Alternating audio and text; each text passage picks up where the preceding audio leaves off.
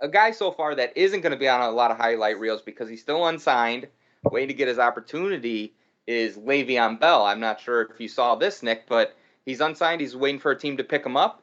And I believe he was on Instagram Live the other day. Someone said, "Oh, I'll just sign back with Kansas City," and he said, "I would rather retire than go play for Andrew Reid." Could you believe it, Nick? I couldn't believe I it. couldn't either. I couldn't either. Everybody seems to love The Andy Reid, walrus?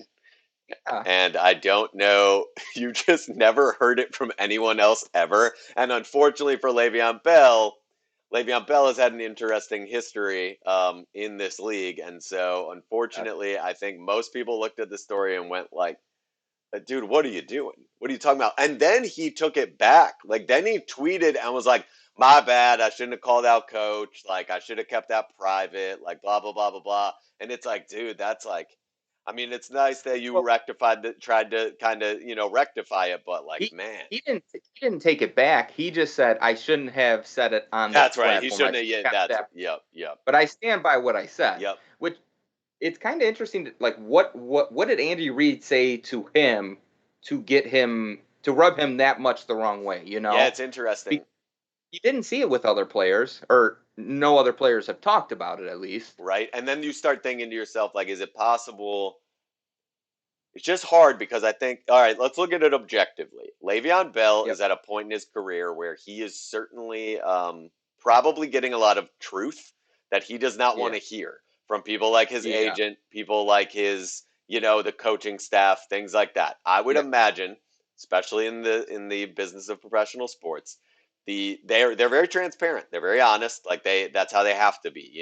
And Yep. so I would imagine Le'Veon Bell is coming to the point in his career where he's probably hearing some things that he is. Once again, this is all speculation, but he's probably hearing some things that he doesn't want to hear, and that's kind of the only thing I could attribute this to because you just never hear this about Andy Reid. And so, Yeah.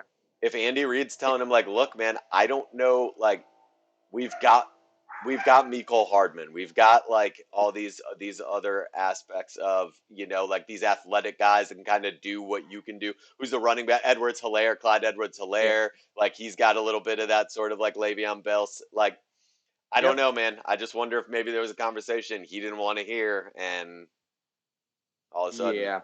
And, and I did hear Tyron Matthew. He actually commented on his Twitter post and was like, he said something to the extent of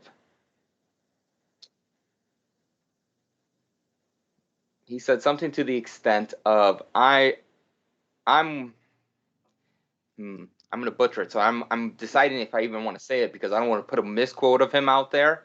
let me see if I can pull But it up. he essentially, if I'm reading between the lines, he essentially said like, "Oh, you got to put in the work, and if you're Uh, not putting, um, then so somewhat you of a can't blame anyone else for like you not having success." so somewhat of a Because defense of Andy Reid. it seemed like Le'Veon Bell was like saying like, "Well, I'm not successful in Kansas City because of Andy Reid," Right, and right. I think Tyron Matthew came out and said like, "I'm not letting anyone else describe my success. That's why I put in so much work, and that's how I know I'm built different." And he Yep, commented that on his post, and that's great. so yeah, it's kind of like he kind of did come out in defense of Andy Reid, but that kind of goes to that what you were saying, Nick, where maybe Andy Reid was telling Le'Veon Bell something he wasn't expecting to hear or wasn't ready to hear, and it could have been that you're in a position right now where you are a second or third running back on the depth chart, where it sits right now, and he might not wanted to hear that, And we'll and he see. thought, I mean, I'm Le'Veon Bell. we'll see where Le'Veon Bell goes. I think that'll be the most telling, right? Because if Le'Veon Bell goes to a team that is not very good, and Mm-hmm. he finds himself in a little more of a predominant role with a bad team, that'll kind of show Yep. where his head's at. Meanwhile, I Yeah. think Le'Veon Bell could still help a contender. It's just Oh, for probably sure. going to be in a pretty limited role, probably only going to need to throw him out there 15 plays a game or something like that.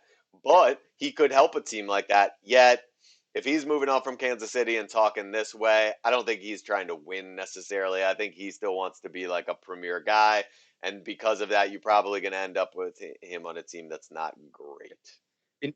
Yeah, and not to say he couldn't revitalize his career, I think he still has the ability and the upside.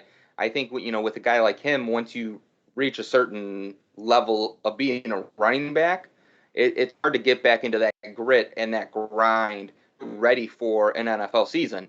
And I think, Yep. you probably there's probably a lot of players that do get caught in that trap a little bit, but then are able to work themselves out of it. So I'll be interested to see if Le'Veon Bell is is going to be able to do that as well, and be interested to see where he lands up, because, like you said, he absolutely could be a contender, or help a team be a contender.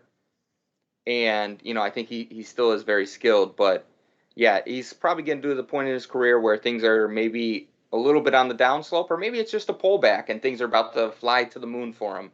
Once again, we're not financial advisors, so don't take any of that to heart, and do your own research.